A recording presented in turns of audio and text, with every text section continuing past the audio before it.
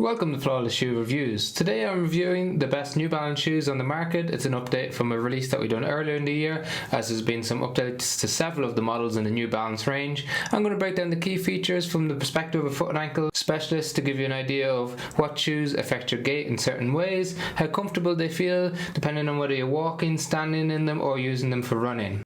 So first of all, let's look at one of the most popular shoes in the New Balance range, and that's the A80 V15. So it's a classic looking shoe with the Fresh Foam X midsole, which is a relatively firm to balanced midsole. So when you apply pressure to it, you sink into it a little bit, but it has a bit more of a firm end feel than some of the softer shoes that we'll talk about today. It's got a 6mm difference from the back to the front of the shoe, with 40.5mm of cushioning underneath your heel and 34.5 underneath the forefoot. So we'd consider a 4 to 6mm drop relatively low, and having a lower drop gives you more even distribution of pressure across your foot if you're standing for long periods of time or even when you're walking. That can be influenced by the forefoot rocker on a shoe, so that's where the shoe tilts up at the front. That facilitates the push-off phase of the gait cycle, and we have a mild to moderate forefoot rocker on the New Balance 880 V15. So relatively firm and balanced overall, a 6mm drop, and then on top of the shoe we've got plenty of width in the normal fit in the toe box. It's true to size and length. It comes in a wide and an extra wide version as well. It's got a nice broad base of support underneath the shoe to increase the amount of contact that you have with the ground, increasing the amount of support that the shoe provides.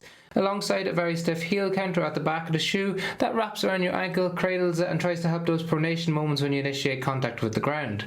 So it's what we classify as a stable neutral shoe.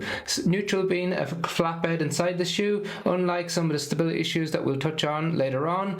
And it has some stability features to it, like the sidewalls on the side, stiff heel counter and the broad base underneath your foot, so we therefore classify it as a stable neutral. On top of the shoe we've got a relatively plush engineered upper on top, we've got plenty of padding around the tongue, and we've got plenty of padding around the heel cup as well, so it should be adequate amount of comfort for the majority of the population. So if you want a do-it-all shoe for lifestyle use, for standing and walking all day, that's relatively neutral but has some stability features to it, then this is one of the best options on the market. It comes in around 300 grams for a size 9 men's US, so not the lightest shoe on the market, but you get all that cushioning packed into it as a result. When it comes to running, it's a bit of an all-rounder. It can be used for 5-10k runs up to marathon distance, typically at more easy paces. However, as a result of the extra weight in the shoe, not ideal if you want to do race pace 5k or 10k runs, but it can do them easy runs, or if you like to just do some social running, this is an excellent all-rounder for a lifestyle shoe and for doing the occasional run if that's something that you're interested in. So that's the New Balance 880 V15. There's a link in the description if you want to check out the latest prices of it. And then a more plush but extremely popular model is the 1080 V14. So it has the same Fresh Foam X compound in the midsole, so the same type of cushioning, but it's made differently so it feels different underfoot. So it's much more plush, much softer. So when you initiate contact with ground, you sink into it a lot more focused on that kind of cloud feel without being too soft. Whereas the model before this was overly soft and one of the softest shoes I've ever worn, and it just made the shoe inherently a little bit unstable. Well, they've corrected that in the V14 of the 1080, so it's a bit more balanced overall, but a bit softer than the 880 V15 overall. So if you're looking for a comfort focused shoe that's relatively neutral, this is an excellent option. It has some different features on top of the shoe compared to the 880. However, underneath it's got a broad base of support, slightly wider than what we see in the 880. It's also got some nice sole flare where the sole comes out wider than where your foot sits in the shoe, again increasing the ground contact and making the shoe a bit more stable underfoot.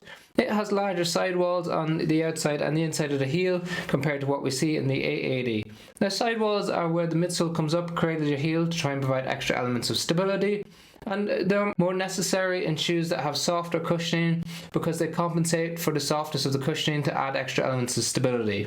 So whereas the 880 was a stable neutral, because of the cushioning, the softer cushioning of the 1080 makes it more of a classic neutral only shoe. So if you're looking for more of a comfort focus, more of a softer feel, then this is an excellent option. It's slightly wider than the 880 on top, so a bit more space in the toe box in the normal fit, and it comes in a wide version. Like the 880, it's a true to size and length. It's got adequate padding around the tongue that's gusseted, and loads of padding around the heel cup as well, and that's moderately stiff to try and provide extra elements of stability. So it's an excellent option for a lifestyle shoe. It's got similar drop but less cushioning, so 38mm in the rear foot, 32 in the forefoot, so just 2mm less overall compared to the 880. It's excellent option if you want to do easy runs, recovery runs, those slower paced runs. Just because it's not as responsive underfoot, it doesn't have the same pickup as the 880 does. So overall, a bit more comfort focused, a bit more luxurious of a fit and a feel. An excellent option for those of you who want a neutral day-to-day shoe that's relatively softer underfoot but not too unstable. Then as we increase the amount of cushioning underfoot, we can look towards the New Balance More V6. Now this was an excellent adaptation compared to the More V5. So what they've done is change how the shoe looks overall. So while it has a huge amount of cushioning under your foot, with 44 mils of cushioning in the rear foot and 40 in the forefoot, giving you a 4 mil drop, which is the lowest of all 6 shoes that we'll talk to you about today. It doesn't look as bulky as we saw in the previous model because they've lowered the height of the sidewalls on the outside and the inside of the shoe. So we still have this broad base of support, and it's probably the widest shoe that I've come across on the market yet. So if you compare it to the 880, you can see how enormous that platform is, even though they're the same size of shoe. And this means that it gives it lots of contact with the ground, makes it a lot more stable than we saw on the previous model. The cushioning isn't as soft as the previous model either, so it's quite balanced overall. And actually it sits somewhere between the 1080 and the 880 in terms of softness. So 4 mil drop, nice balanced cushioning underneath, a really big platform for your foot to sit on top of, lots of sole flare on the forefoot to keep you focused and centered in the shoe as you move. And they've got loads of space in the toe box as well, but they've done an excellent job by adding this plastic bar either side of the laces, so when you pull up the laces it gives a really snug fit on the midfoot and the heel to compensate for the fact that it's so wide in the forefoot. So if you're someone who has a really broad foot throughout the whole length of the shoe, this may not be an excellent option for you, and you may want to look at a review on the Brooks Ghost Max 3. However, if you want a wider fitting shoe in the toe box that's nice and snug in the midfoot and the heel, then the More V5 is an excellent option. It's got a plush fit on top, a nice padded tongue that's gusseted as well, and similar amount of padding around the heel counter as we saw in the other 2 shoes that we've discussed so far. So an excellent update, comes in a wide version as well. If you want a really big, really cushioned shoe to do some easy runs, some recovery runs, or to use as a lifestyle shoe, thinking about that 4 mil drop giving you a nice even distribution of pressure. It's also got a really stiff forefoot, so those of you who have sensitivity around the ball of the foot, or maybe some of you who have some hallux rigidus, hallux limitus, you can really enjoy the benefits of the stiffness in the More V6. Again, there's a link to it in the description if you want to check out the latest prices at the moment. Then we move on to 2 of the stability shoes in the premium range of the New Balance shoes. We've got the 860 and we've got the Vongo V6. So if we look at the 860, it's a very unique profile of shoe. On the inside of the shoe you can see this green cushioning at the bottom and less white cushioning at the top. Well, this white cushioning is a softer compound, and we've got a really dense compound in the green cushioning, and where we see there's quite a lot of green cushioning on the inside of the shoe, there's much less on the outside of the shoe, so a lot more white, hardly any green at all. That in turn creates a slight tilt in the shoe when you put your foot into it, so even when you're standing around it turns your ankle outwards slightly, and that's excellent if you suffer from any sensitivity or fatigue on the inside of your foot, as it just shifts the load pattern towards the outside. However, if you're someone who's more sensitive to rolling their ankle, any history with your peroneals, this may not be an ideal option for you. So it tries to provide stability through this denser cushioning that runs all the way up towards your big toe, helping to try and control those pronation moments throughout the whole gait cycle, with a focus of keeping you nice and centered in the shoe as you move. It has a nice broad platform as well. In contrast to that, in the Vongo V6, they have the same theory applied in trying to provide elements of stability. So they have this denser green foam, but less of it on the inside of the shoe, and more of the white foam. So it provides the same type of stability, but it's not as prominent in the Vongo V6 as what we see in the 860. The fits are slightly different as well. So we have a true to size and length in both shoes, but with a slightly narrower fit in the Vongo V6 than we have in the 860, which is lots of space. But those of you with a broader foot need not to worry, because they both come in a wide and an extra wide version as well. Now the Vongo V6 has a 6 mil drop with 36.5 in the rear foot and 30.5 in the forefoot, while the 860 has an 8 mil drop with 38 mils in the rear foot and 30 in the forefoot. And despite the extra cushioning on the 860, it does come in slightly lighter, around 298 grams versus 308 grams in the Vongo V6.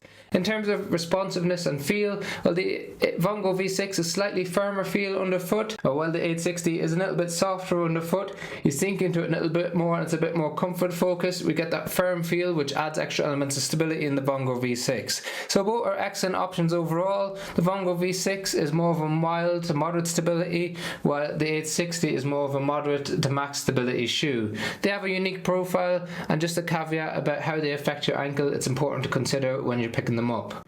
Then finally, I wanted to touch on a shoe that a lot of people ask me about if it's suitable for walking, and that's the New Balance Rebel V5. So this is one of the most stable racing shoes in the market, and that's partly due to the broad platform that you have underneath your foot. So a focus that we can see across all of the New Balance range, they are really conscientious of accommodating those with a wider foot, but also that broad platform provides inherent stability underneath your foot as well. So I'd say a very broad shoe for a racing shoe, as a mixed blend midsole of the Piba midsole, which is that super foam, and a classic EVA blend, and it's an extremely light shoe coming in around 225 grams for a size 9 men's US, so significantly lighter than all of these shoes, up to 70 grams lighter than something like the More V6. So lightweight shoe, broad platform, has some sidewalls on the outside and the inside of the heel. It's got a single engineered mesh on top. It's got a relatively wide fit for a racing shoe, but it does still taper around the toe box a little bit. So those of you with a broader foot, just to keep you aware of it. It's got a much thinner tongue that's gusseted than all of the other 5 shoes that we discussed. And it's got much less padding around the heel counter, but it is moderately stiff overall. So all of these features like the single engineered mesh and lack of padding means that it's more focused on keeping it lightweight and more energetic, so it's an extremely responsive shoe. Now it does have quite an aggressive geometry, so you can see the tilt up at the heel bevel and the aggressive forefoot rocker, and that just means that it's not as stable underfoot when you're walking or moving at slower paces. But those of you who find it really comfortable, it's not a problem to use as a lifestyle shoe. Then when it comes to running, it's an excellent option if you want a non-plated racing shoe for 5 to 10k runs. Really lightweight, really responsive, really quick.